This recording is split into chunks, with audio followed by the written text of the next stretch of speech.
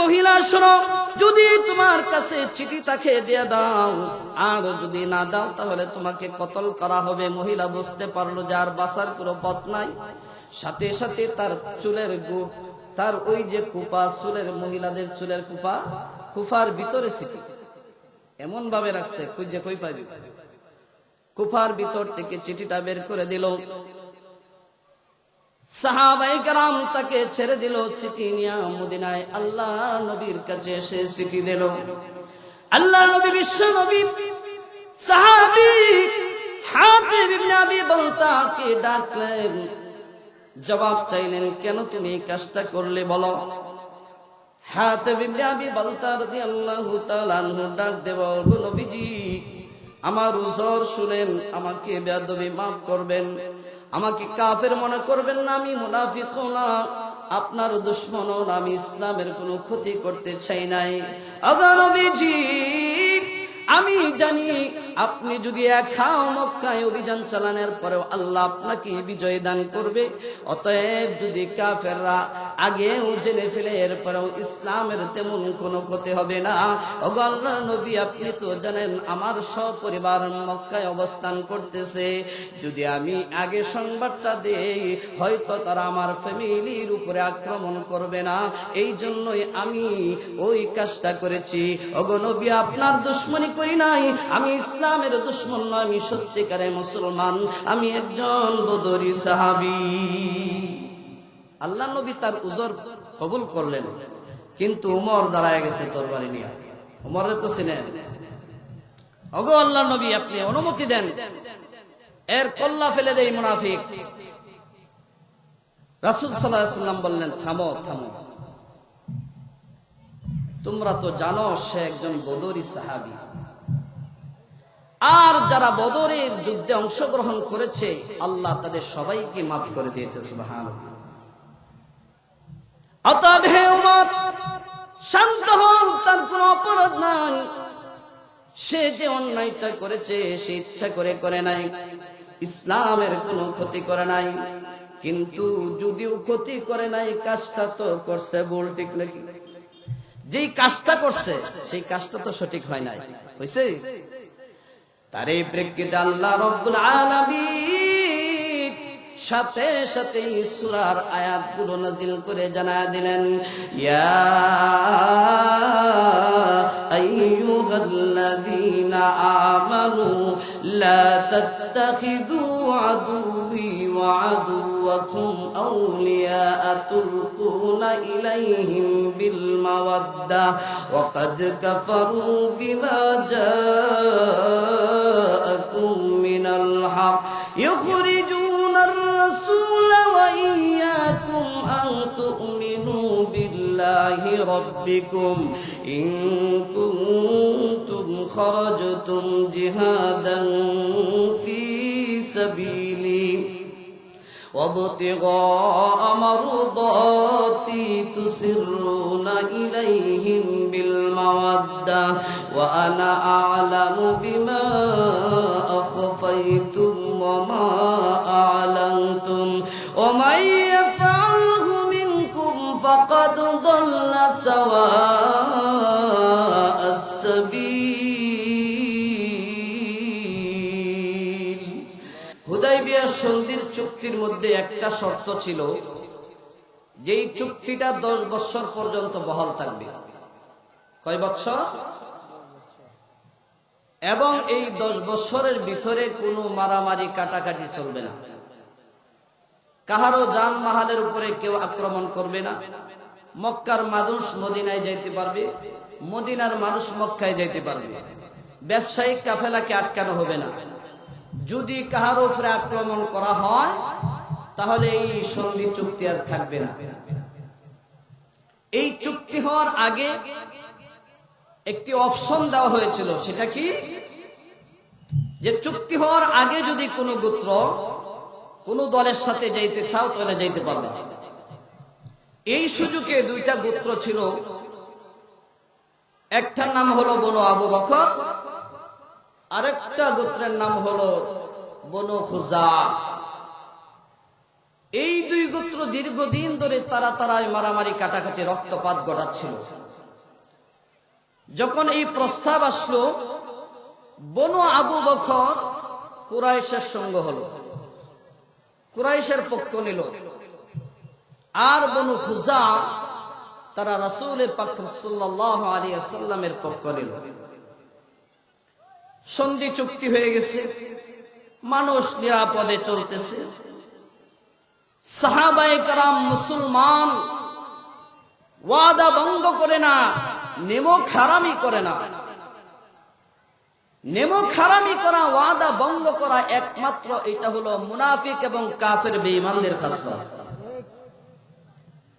মুসলমানরা কোনোদিন গাদ্দারি করে না, মুসলমানরা কোনোদিন একজন নিরীহ মানুষের উপরে আক্রমণ করে না। এই খাসলতটা একমাত্র মুনাফিক কাফের বেঈমানদের। এরা দেখবেন আপনাদেরকে বন্ধুরূপে গ্রহণ করবে, আপনার সাথে বুঝাইবে সে বন্ধুত্ব, আপনি তাকে দিল দিয়ে দিচ্ছেন কিন্তু সে কিছুই দেয় নাই, সুযোগ পাইলেই তারা আপনার উপরে আক্রমণ করবে। এটাই হলো তাদের খাসলত। তো 8 হিজরিতে বনু খুজা গোত্রের লোকদের উপরে বনু আবু বকরের লোকেরাই কুরাইশের পক্ষ হয়ে হামলা করলো রাতের বেলা। অনেক মুসলমানকে শহীদ করে ফেলেছে এবং কুরাইশের লোকেরাও, নেতৃস্থানীয় লোকেরাও রাতের বেলায় তাদের সঙ্গ দিয়া ওই বনু আবু বকরের সঙ্গ দিয়া মুসলমানদের বিরুদ্ধে রাতের বেলায় যুদ্ধ করে মুসলমানদেরকে শহীদ করে দিয়েছে। এই সংবাদ আল্লাহর হাবিব সাল্লাল্লাহু আলাইহি সাল্লামের কাছে যখন পৌঁছলো, তখন আল্লাহর হাবিব সাল্লাল্লাহু আলাইহি সাল্লামের কাছে যখন এই সংবাদ পৌঁছলো, নবীজি কাফেরদের কাছে 3টা প্রস্তাব দিয়ে পাঠালেন। 1 নাম্বার প্রস্তাব,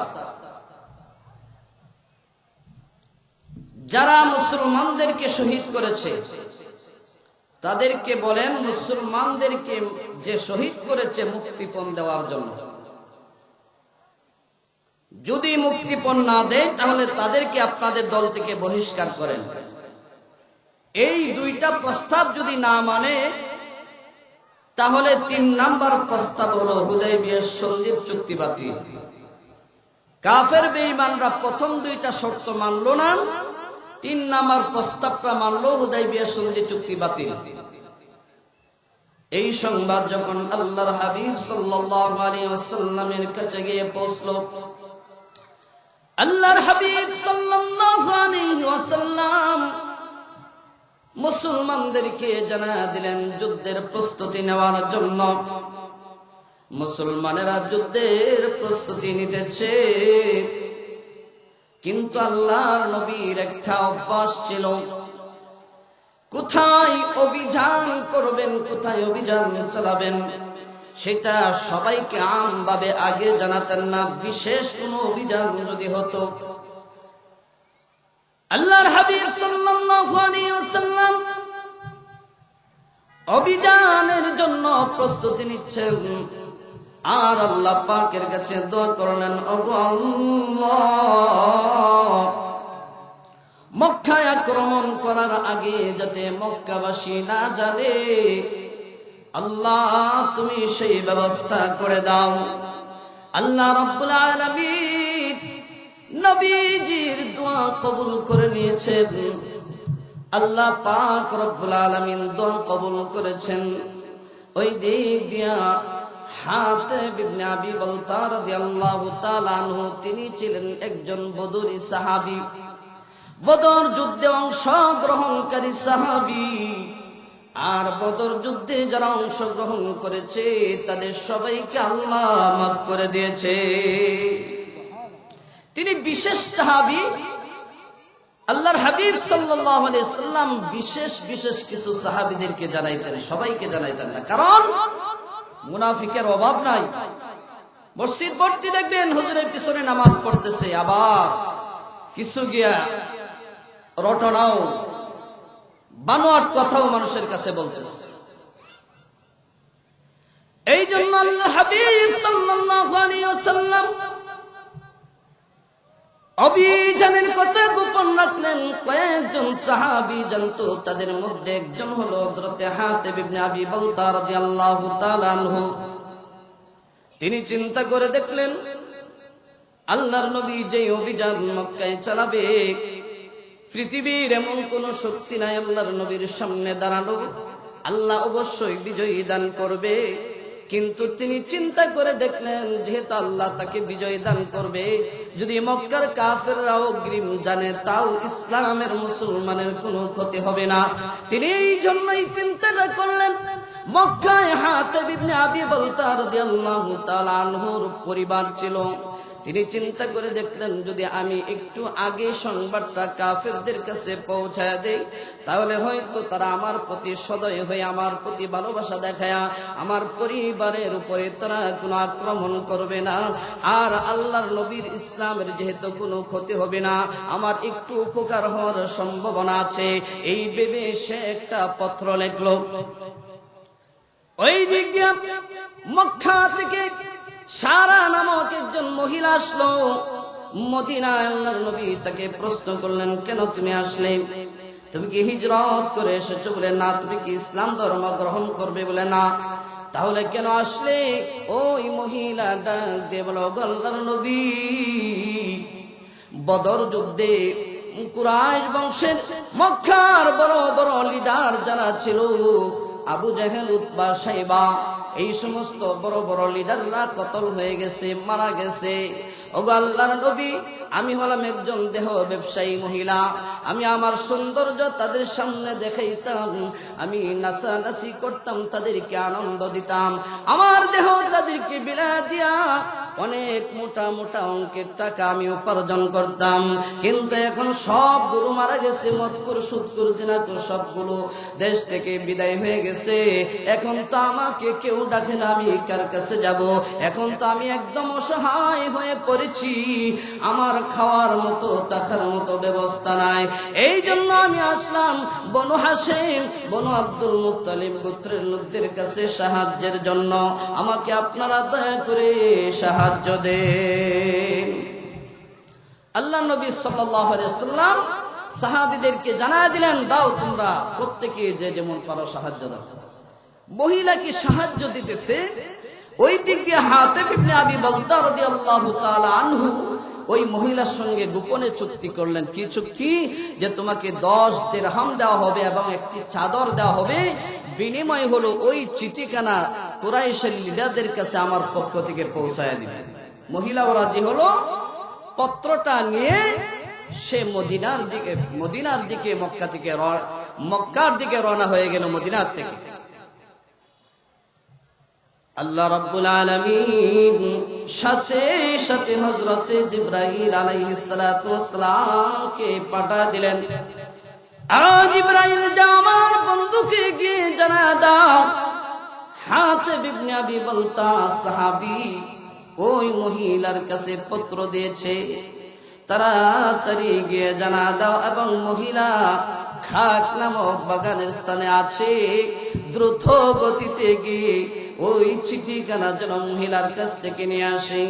আল্লাহর হাবিব সাল্লাল্লাহু আলাইহি ওয়াসাল্লামকে যখন আল্লাহ জিবরাইলের মাধ্যমে জানায় দিয়েছেন, আল্লাহর নবীর সাথে সাথে হযরত আলী, হযরত তালহা, হযরত জুবাইর রাদিয়াল্লাহু তাআলা আনহুম সহ এরকম একদল সাহাবীদের একটা জামাতকে দ্রুতগামী ঘোড়া দিয়ে পাঠিয়ে দিলেন সুদূর খাক নামক স্থানে, গিয়ে ওই মহিলার কাছ থেকে চিঠি আনার জন্য অর্ডার করে দিলেন। যদি মহিলা চিঠি দিয়ে দেয় তাকে ছেড়ে দিবা, আর যদি ওই মহিলা চিঠি না দেয় তাহলে তাকে কতল করে ফেলবা।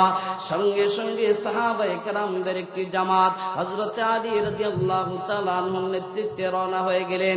কাঠ নামক বাগানের পাশে গিয়ে ওই মহিলার সাথে সাক্ষাৎ হয়ে যায়। মহিলাকে ডাক দিয়ে দাঁড় করালো এবং বলল, তোমার কাছে যেই চিঠিটা আছে তাড়াতাড়ি করে ওই চিঠিটা দিয়ে দাও। মহিলা বলে, আমার কাছে কোনো চিঠি নাই। সে কসম খাইতেছে, তার সমস্ত কিছু তল্লাশি করা হয়েছে, কোথাও পায় না। হযরত আলী অবাক হয়ে গেলেন, আল্লাহর নবীর কথা তো মিথ্যা হতে পারে না, আমাদের অভিযান তো মিথ্যা হতে পারে না। আমরা তো এইভাবে যাইতে পারি না, অবশ্যই ওই মহিলার কাছে চিঠি আছে। আলী হুঙ্কার দিয়ে বলে, এই মহিলা, হ্যাঁ মহিলা শোনো, যদি তোমার কাছে চিঠি থাকে দিয়ে দাও, আর যদি না দাও তাহলে তোমাকে কতল করা হবে। মহিলা বুঝতে পারলো যে আর বাঁচার কোনো পথ নাই। সাথে সাথে তার চুলের তার ওই যে কুপা, চুলের মহিলাদের চুলের কুফার ভিতরে চিঠি এমন ভাবে রাখছে, খুঁজে কই পাবি, কুফার ভিতর থেকে চিঠিটা বের করে দিল। সাহাবায়ে কেরাম তাকে ছেড়ে দিল, চিঠি নিয়ে মদিনায় আল্লাহ নবীর কাছে এসে চিঠি দিল। আল্লাহ নবী, বিশ্ব নবী, সাহাবী হাতিব ইবনে আবি বালতাকে ডাকলেন, জবাব চাইলেন, কেন তুমি এই কাজটা করলে বলো। হাতিব ইবনে আবি বালতা রাদিয়াল্লাহু তাআলা আনহু ডাক দেব, গো নবীজি, আমার উযর শুনেন, আমাকে বেয়াদবি মাফ করবেন, আমাকে কাফের মনে করবেন না, আমি মুনাফিকও না, আপনার দুশমনও না, আমি ইসলামের কোনো ক্ষতি করতে চাই নাই। ওগো নবীজি, আমি জানি আপনি যদি একা মক্কায় অভিযান চালানোর পরেও আল্লাহ আপনাকে বিজয় দান করবে, অতএব যদি কাফেররা আগেও জেনে ফেলে এরপরেও ইসলামের তেমন কোনো ক্ষতি হবে না। ওগো আল্লাহর নবী, আপনি তো জানেন আমার সপরিবার মক্কায় অবস্থান করতেছে, যদি আমি আগে সংবাদটা দেই হয়তো তারা আমার ফ্যামিলির উপরে আক্রমণ করবে না, এই জন্যই আমি ওই কাজটা করেছি। ওগো নবী, আপনার দুশমনি করি নাই, আমি ইসলামের দুশমন নয়, আমি সত্যিকারের মুসলমান, আমি একজন বদরি সাহাবী। আল্লাহ নবী তার উযর কবুল করলেন, কিন্তু উমর দাঁড়ায় গেছে তরবারি নিয়ে। উমরের তো চিনেন। ওগো আল্লাহ নবী, আপনি অনুমতি দেন, এর কল্লা ফেলে দেই মুনাফিক। রাসূল সাল্লাল্লাহু আলাইহি ওয়াসাল্লাম বললেন, থামো থামো, তোমরা তো জানো সে একজন বদরি সাহাবী, আর যারা বদরের যুদ্ধে অংশগ্রহণ করেছে আল্লাহ তাদের সবাইকে মাফ করে দিয়েছে। সুবহানাল্লাহ।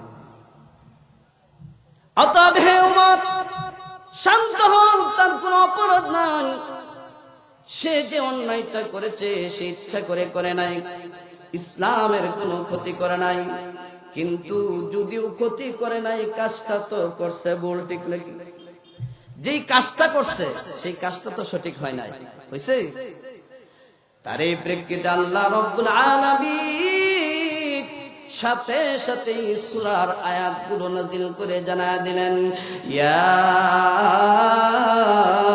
আইয়ুহাল্লাযীনা আমানু লা তাত্তাখিযু আদুওয়ি ওয়া আদুওয়াকুম আউলিয়াআ তুলকুনা ইলাইহিম বিল মাওয়াদ্দাহ ওয়া ক্বাদ কাফারু বিমা জাআকুম মিনাল হক ইখরিজুনা الرسول وإياكم أن تؤمنوا بالله ربكم إن كنتم خرجتم جهادا في سبيلي وابتغاء مرضاتي تسرون إليهم بالمودة وأنا أعلم بما أخفيتم وما أعلنتم ومن يفعله منكم فقد ضل سواء السبيل.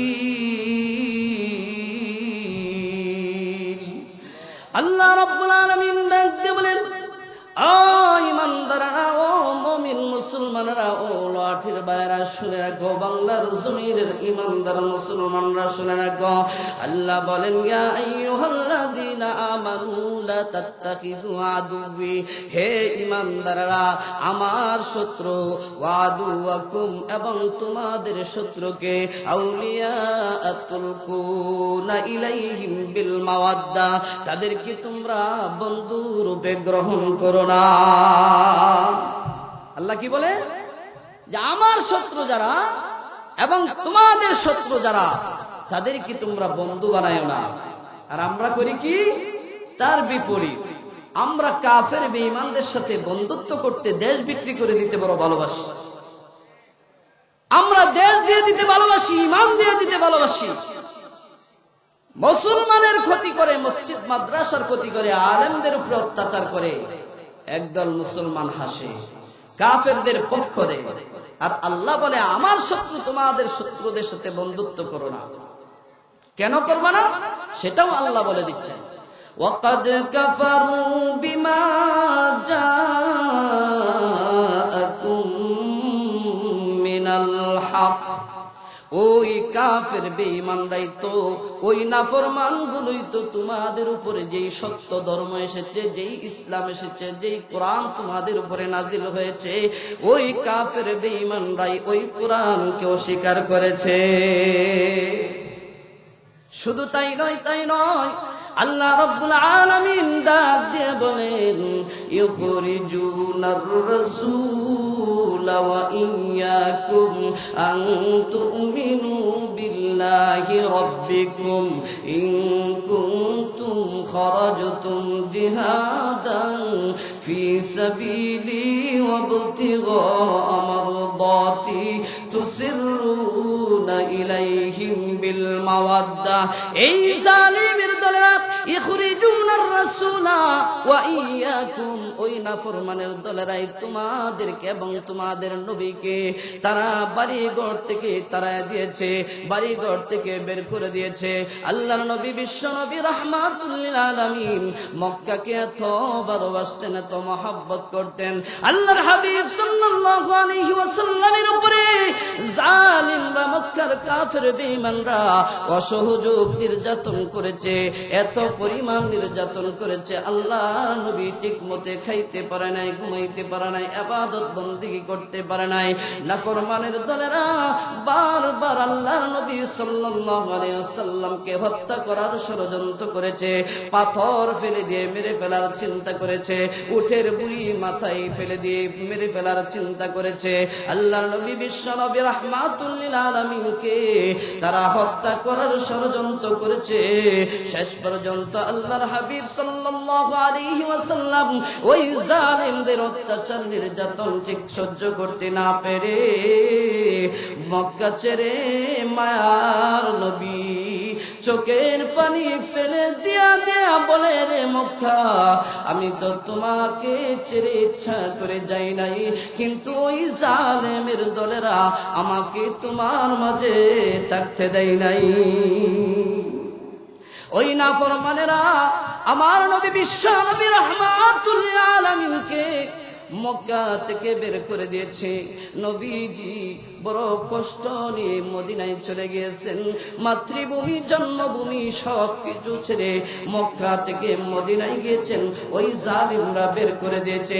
ওই ইমানদাররা, যে জালিমের দলেরা তোমাদের সব পরিবার ছেড়ে তোমরা যাইতে বাধ্য হয়েছ, তোমরা জীবন নিয়ে পালাইতে বাধ্য হয়েছ, তোমাদের বাড়িঘর সব কিছু রেখে যে জালিমদের অত্যাচার নির্যাতনের কারণে মক্কা থেকে মদিনায় যেতে বাধ্য হয়েছ, আজকে বুঝি তোমরা ওই জালিমদের সাথে বন্ধুত্ব করো। আল্লাহ রাব্বুল আলামিন বলেন, ইন কুনতুম খারাজতুম জিহাদান ফি সাবিলি ওয়াবতিগা মারদাতি তুসিরুনা ইলাইহিম বিল মাওয়াদ্দা। একটু জিকির করি, লা ইলাহা ইল্লাল্লাহ, জোরে আওয়াজ দিয়ে লা ইলাহা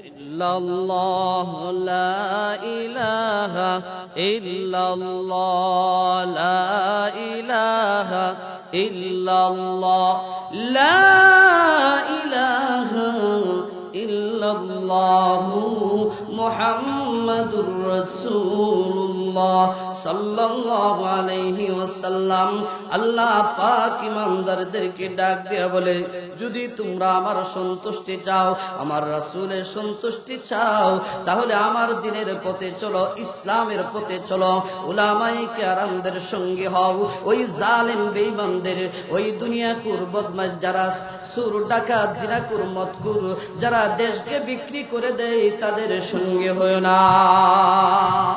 শুধু তাই নয় হাজিরিনে কেরাম, কাফের বেঈমান, কাফের বেঈমানরা এমন দুশমন, বর্তমানে বাংলার জমিনে কয়েকটা ষড়যন্ত্র চলতেছে। ও ইমানদার মুসলমান, কয়েকটা ষড়যন্ত্র চলতেছে।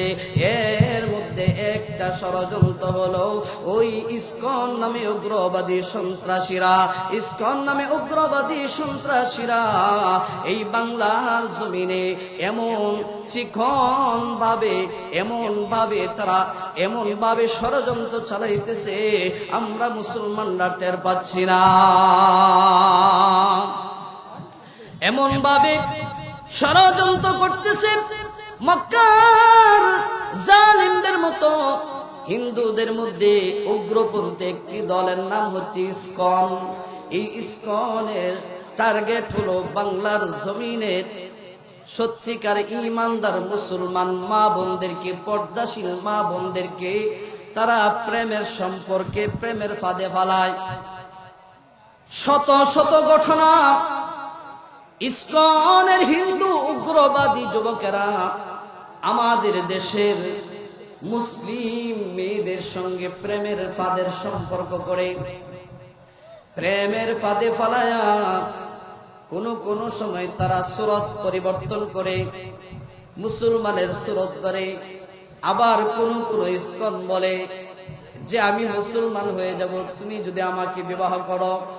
এরকম ভাবে প্রলোভন দেখায় ইসকন, ওই জঙ্গি সংগঠন, মুসলমান ইমানদারদের এই মহিলা সরল সহজ মেয়েদেরকে প্রেমের সম্পর্ক করে নিয়া, বিবাহ শাদীর কথা বলে নিয়া শেষ পর্যন্ত ভারতে পাচার করে, বিভিন্ন হোটেলে পাচার করে, এবং তারা অত্যাচার নির্যাতন করে, তারা আনন্দ উল্লাস করে।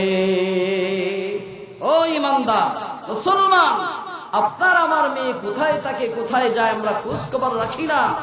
আর সরল মনা মা বোনদের সঙ্গে ওই ইসকন সংগঠনে সম্পর্ক করে শত শত ইতিহাস এই বাংলার জমিনে অত্যাচার নির্যাতন করতেছে। অক্টোবরে আপনারা দেখেছেন সারা দেশে ভাইরাল হয়েছে, গাজীপুরের কালিয়াকৈরে 13 বছরের একটা মেয়েকে জিম্মি করে একটা ঘরের ভিতরে এই ইসকনের এক যুবকে মাসের পর মাস ওই মেয়েটার সঙ্গে নির্যাতন করেছে, ওই মেয়েটার সঙ্গে জিনা করেছে। শেষ পর্যন্ত যখন প্রশাসন জানতে পেরে তাকে উদ্ধার করলো, এই ইসকনের বিরুদ্ধে কোনো মামলাও হয় না, বরঞ্চ উল্টা দোষ দেয় এই মেয়ের সাথে নাকি তার সম্পর্ক ছিল।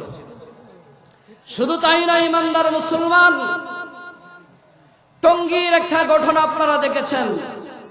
বড় একজন আলেম, মসজিদের খতিব আল্লামা মুহিবুল্লাহ কাসিমি, ওই হযরত ইসকনের বিরুদ্ধে মসজিদে জুমায় যখন কয়েক জুমায় বয়ান দিলেন, ইসকনের সংগঠনের পক্ষ থেকে ওই আলেমের কাছে কয়েকটা চিঠি আসছে, বলছে যে তুমি ইসকনের বিরুদ্ধে কোনো কথা বলবে না, মোদির বিরুদ্ধে কোনো কথা বলবে না, এবং এই দেশের স্বৈরা শাসকদের বিরুদ্ধে কোনো কথা বলবে না। যদি বলো তাহলে তোমাকে শেষ করে ফেলা হবে। আর যদি তুমি ইসকনের পক্ষে, ভারতের মোদির পক্ষে কথা বলো, তাহলে তোমাকে কোটি কোটি টাকা দেওয়া হবে। যখন ওই আলেম তার এই প্রস্তাব গ্রহণ করে নাই, আপনারা দেখেছেন ওই আলেমকে গুম করে নিয়ে পঞ্চগড়ে রাতের বেলায় অত্যাচার নির্যাতন করে, উলঙ্গ করে, একটা রুমাল গায়ে শরীরে দিয়ে, একটা শিকল দিয়ে বেঁধে গাছের মধ্যে ফেলে রেখেছে। যখন তিনি আসলেন সুস্থ হইয়া, তিনি বক্তব্য দিলেন, সমস্ত ঘটনা তুলে ধরলেন কিভাবে ওনাকে নিয়েছে। কিন্তু ঘটনা দেখা যায় তার বিপরীত। আজকে শুধু ওই ভারতের দালালের এই দেশে শত শত দালাল এখনো আছে। প্রত্যেকটা বাহিনীর ভিতরে ভারতের দালাল আছে। ওই দালালেরা ওই হুজুরকে বরঞ্চ আরো রঙ্গায়া, হুজুরের কথাটাকে উল্টায়া, জোরপূর্বক ভাবে জুলুম নির্যাতন করে আটকায়া, হুমকি দিয়া, ভয় দেখায়া, উল্টা কথা বলায়া মামলাও পর্যন্ত হয় নাই। ও মুসলমান, আমরা নিরাপদ নয়। আলেমদের উপরে অত্যাচার চলে, মা বোনদের উপর অত্যাচার চলে। আমি আপনাদেরকে বলতে চাই, সুযোগ এসেছে, সুযোগ এসেছে, কথা বলার সুযোগ এসেছে, হিসাব নেওয়ার সুযোগ এসেছে। আমরা ঐক্যবদ্ধ হব তো ইনশাআল্লাহ। আমরা আর কোন জালেমকে দেখতে চাই না, আর কোন সুদখোর মদখোর এই দেশ চালাক আমরা এটা দেখতে চাই না, ঠিক না ঠিক? আমরা আলেমদের সঙ্গে হতে চাই। উলামায়ে কেরাম যদি এই দেশকে চালায় তাহলে চুরি হবে না দেশে, এই দেশ বিক্রি হবে না, এই দেশ ডাকাতি হবে না।